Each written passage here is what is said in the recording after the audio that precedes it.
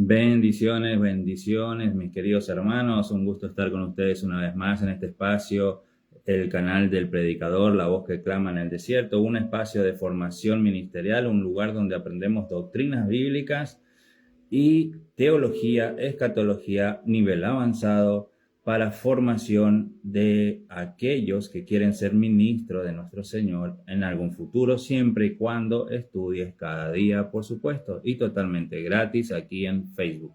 Lo sé, parece imposible, pero es real.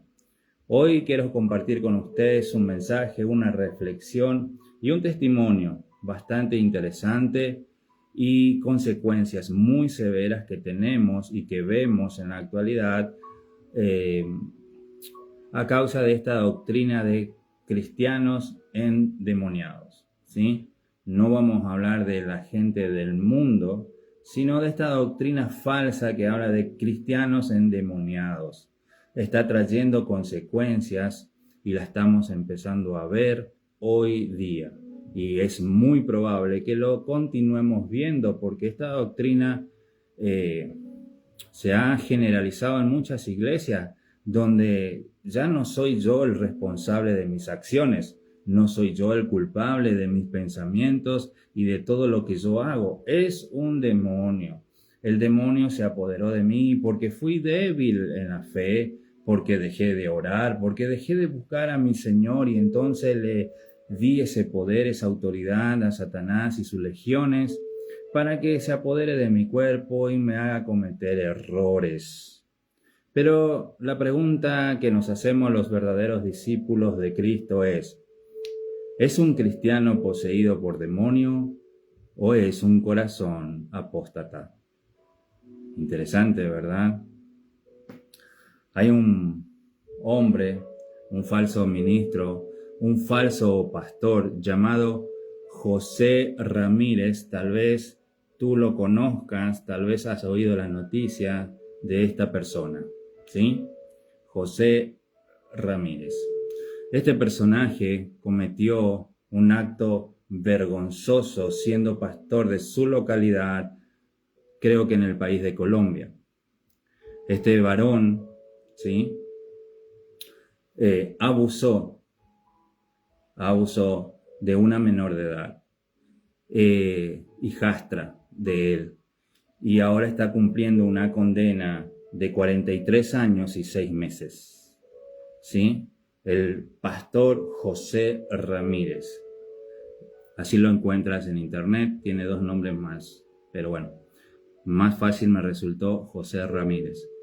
Este pseudo pastor, bien, con una condena de 43 años, ¿sí? Empieza a contar su testimonio desde la cárcel. Fueron unos periodistas y lo fueron a entrevistar y que cuente al mundo qué es lo que realmente ocurrió por su cabeza, por qué realizó este acto tan vergonzoso.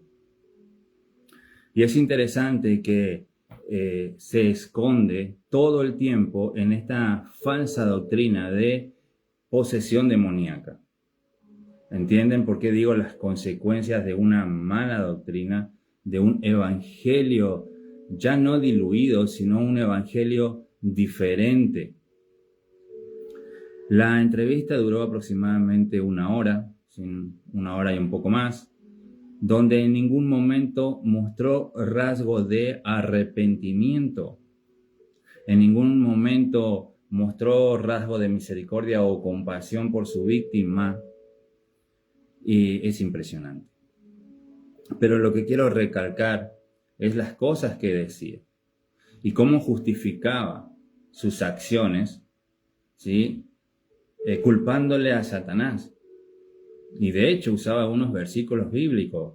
Estando él allí en la prisión y con los periodistas, él estaba como predicando. Es impresionante.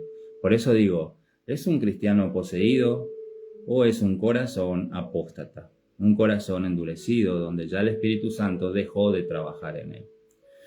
Y este varón se excusó que allá en el año 99, 2000, tuvo su primer exorcismo o liberación, como suelen llamar estas iglesias, ¿sí? Liberar a las personas de demonios, a dos jóvenes.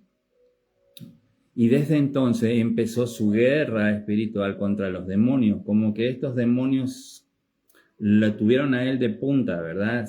Lo dijeron, tú te metes con nosotros en nuestro territorio, entonces ahora nosotros vamos a ir por ti y por tu familia, ¿sí? Él tenía un matrimonio diferente en ese momento, en el 99, así que para tiempos actuales estamos hablando de una familia nueva, ya un matrimonio nuevo, donde él comete este acto vergonzoso. Pero lo que él se excusa es que desde el 99-2000 las huestes de maldad no lo dejaban en paz. Y él realizaba muchas liberaciones y por eso era un hombre tan temido que Satanás le tenía tanta ira que tenía que ir por él sí o sí. Fueron tanto los años de lucha, ¿verdad? Fueron tantos momentos y encuentros con el demonio que llegó a hablar con Satanás y con algunas huestes espirituales de maldad, preguntándole qué quiere conmigo, etcétera, etcétera, lo típico que se enseñan dentro de esta doctrina. Ya para el año 2024, ¿sí? Empieza a tener y a fantasear con tener, ya sabe usted qué, con su hijastra. Y los primeros eventos anormales que se dieron en el hogar fue cuando su hijastra tenía 9 años de edad. Pero ojo, no era responsable de estas cosas. Él no tiene la culpa. Era algo que martillaba en su cabeza, que sentía que tenía más poder y autoridad que él mismo. Raro, porque nunca fue a buscar de Dios, nunca buscó de Jesús. Siendo pastor nunca pidió consejería. Siendo pastor nunca hizo una oración o un ayuno. Simplemente tenía esas batallas internas. Pero ya para enero del 2025 no pudo controlarse más, los demonios se apoderan de él y él comete este acto vergonzoso. Impresionante. Toda la culpa la tiene Satanás. Bueno, ahora desde la cárcel este varón se justifica de esa manera. En ningún momento se arrepiente de corazón. Lo puedes ver sin ninguna duda, él no está arrepentido de corazón. Más bien, cuando el periodista le preguntaba algo respecto a lo sucedido ese día fatídico para la niña menor de edad, él huye a responder la pregunta directamente y empieza a hablar de su pastorado, que tenía una fundación que ayudaba a los miembros de las comunidades que necesitaban cosas. Desde ahí entra a la organización religiosa y a armar una iglesia. Ahí él se torna pastor, ¿sí? Y empieza a contar todo lo bueno que realizaba, de cómo crió a sus hijos, de cómo fue criado él, etcétera, etcétera, intentando justificarse por todos lados. Un corazón endurecido, un corazón sin Dios, un corazón que está entenebrecido por la maldad misma. Y si alguna vez fue realmente un hijo de Dios, un cristiano verdadero, lo único que podemos ver en la actualidad es que es un apóstata, quien abandona la salvación y Dios mismo endurece su corazón. Porque no hay arrepentimiento en su semblante, en su manera de hablar, porque él está 100% seguro que fue poseído por un demonio, aún siendo cristiano.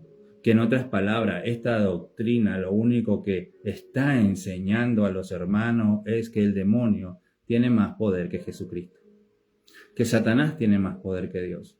Porque si Jesús fue a la cruz y llevó todas nuestras maldiciones, porque es lo que dice la Escritura, no puedes tú venir y decirme que Satanás se apodera de un hijo de Dios. Es decir, que por el solo hecho, ¿sí?, de tú cometer un pecado, el que sea, ya le das poder a Satanás para que entre en ti.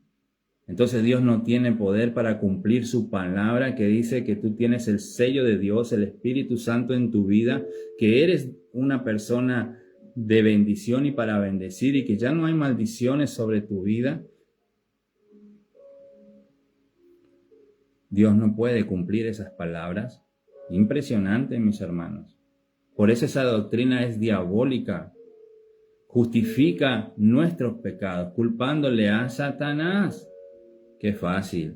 ¿Y sabe lo que es más triste? Que muchos miembros de su congregación lo defendieron, lo apoyaron e incluso fueron a pedir que lo liberen. Es impresionante. El hombre ya tenía una fosa preparada para ocultar a la niña después de ese acto vergonzoso cometido. Y menos mal que la niña logró escabullirse, escaparse, y entonces los vecinos de la comunidad, de la zona, la rescatan, y de esa manera este hombre no logra terminar su fechoría. Impresionante, impresionante. Y la culpa de todo esto es Satanás, cuando él ya lo estaba planeando desde que la niña tenía 9 años de edad. Mira, la Biblia es clara. Todo esto que estamos hablando y escuchando, ¿son obras de qué? ¿De un demonio? No, son obras de la carne. Son obras de la carne. Ahora, Satanás puede llenarte la mente con pensamientos malos. Por supuesto que sí. Puede venir a tentarte, por supuesto que sí. Pero tú tienes el Espíritu Santo. Tú tienes la palabra de Dios. Puedes buscar ahí y enfrentarte a Satanás. Pero claro, el hombre decía, no, lo que pasa es que en Efesios dice que nuestra lucha no es contra carnes ni sangre, sino contra huestes espirituales de maldad. La típica frase que usan dentro de esta doctrina para andar peleándose con Satanás, con espadas imaginarias, agarrándole de los cuernos. Hermano, eso no quiere decir el contexto de Efesios. La lucha está en la mente. Satanás puede venir con una tentación, puede venir con malos pensamientos, te puede poner en tu mente, ve y aprovechate de esa muchacha, pero tú, con los pensamientos de Dios que están en las Escrituras, le resistes a Satanás y él huye, no permanece en ti. Y si permanece esos pensamientos en ti es porque tú ya no tienes comunión con Dios, eso es verdad, y empieza a florecer, ¿qué? Los deseos de tu carne como hombre y mujer pecador, que todos lo somos. Y cuando bajamos la guardia y dejamos de orar y dejamos de ayunar y de estudiar las Escrituras, entonces esos pensamientos se hacen cada vez más fuertes, y cuando te das cuenta vas y cometes el pecado, como ocurrió con este varón.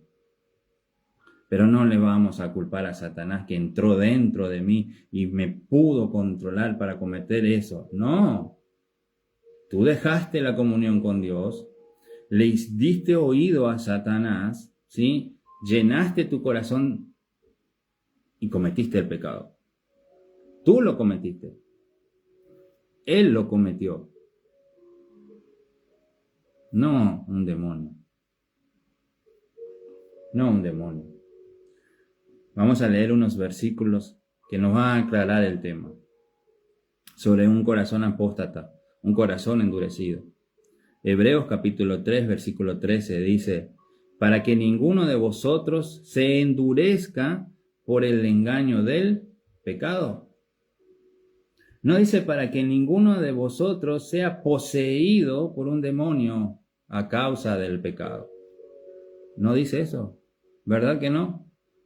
Dice, para que ninguno de vosotros sea o se endurezca por el engaño del pecado. Se endurezca, endurecer el corazón, la mente. Llega un punto en la persona que se aparta de Dios y del estudio constante de la Escritura y le da tanto oído a Satanás que queda con un corazón endurecido cual faraón, que cuando tú le aconsejas, cuando quieres darle palabra, cuando quieres decirle, oye, estás yendo por un mal camino, no te hace caso, no necesita tu consejo. Impresionante. Pero no dice que un demonio se apodera en un cristiano. Primera de Timoteo, capítulo 4, versículo 1. Algunos apostatarán de la fe, escuchando a espíritus engañadores. Fíjate bien lo que dice, van a apostatar, claro que sí, pero no por ser poseídos por demonios, sino por escuchar a espíritus engañadores. Es diferente. ¿Y cómo escucho a un espíritu engañador? Cuando escucho una falsa doctrina, un evangelio diferente. Y en algunos pocos casos, cuando hacemos liberación sobre una persona endemoniada real, el hecho de hablar con esa persona en lugar de expulsar al demonio. ¿Qué quieres? ¿Qué haces aquí? ¿Cómo te llamas? Empiezas a hablar con el demonio. Todos esos pequeños errores traen a tu vida graves consecuencias. Graves consecuencias. Oye, antes de Cristo éramos pecadores, ¿sí o no? Hoy con Cristo, ¿somos o no somos pecadores?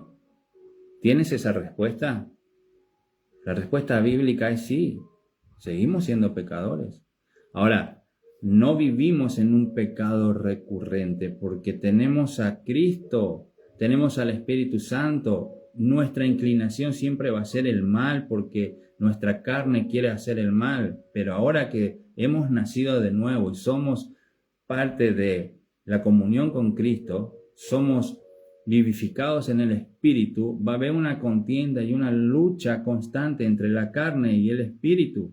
La carne siempre va a querer alimentarse del pecado, de la vanagloria, del orgullo, de la soberbia, ¿sí? De la mentira, el engaño, la vanidad de la vida, la pornografía. Lo es parte espiritual que has nacido de nuevo, quiere alimentarse de Dios, de su palabra, a través del estudio y la oración. Y estos dos chocan. ¿A quién das tú a alimentar? Esa es la clave. Si alimentas más a uno, el otro queda sometido sin fuerzas.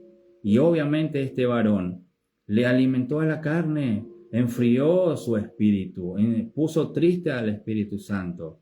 Y ahora viene a querer a excusarse, a hacerse la víctima, diciendo que un demonio lo poseyó y lo obligó a hacer el acto vergonzoso que realizó contra su hijastra.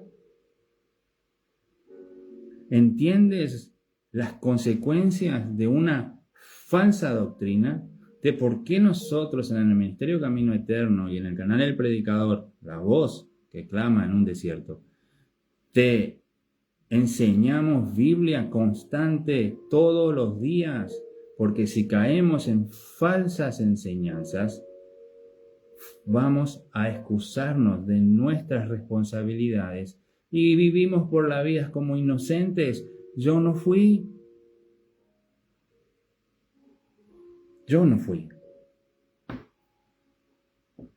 Tito capítulo 1, 15 al 16 dice, profesan, escuchen bien, profesan conocer a Dios, pero lo niegan con sus hechos. Lo niegan con sus hechos.